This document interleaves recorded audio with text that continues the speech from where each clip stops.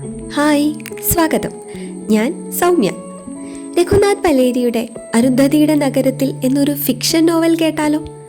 Okay, start. പടിഞ്ഞാറ്റിക്ക് നേരെ മുന്നിലാണ് തുളസിത്തറ.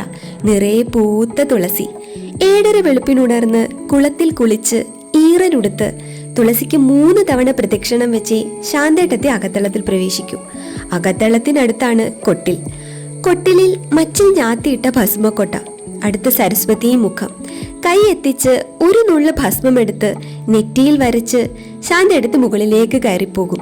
അപ്പോഴേട്ടൻ അപ്പോഴും നല്ല ഉറക്കമായിരിക്കും. എന്നാലും ശാന്തേട്ടത്തെ ഉണർത്തും. ശാന്തേട്ടത്തെ തൊടുവിക്കുന്ന ആദ്യത്തെ ഗോപിക്കുറിയുമായാണ് അപ്പോഴേട്ടൻ ഉണരുക.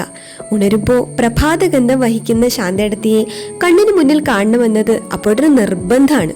കണ്ടില്ലെങ്കിൽ ക്രോധമാവും. സന്ധ്യ വരെ മിണ്ടാട്ട ഇല്ലാതെയാകും. ചിലപ്പോൾ കരയും. വിവാഹബന്ധം വേർപെടുത്തണമെന്ന് വരെ അമ്മയോട് കരഞ്ഞു പറയും.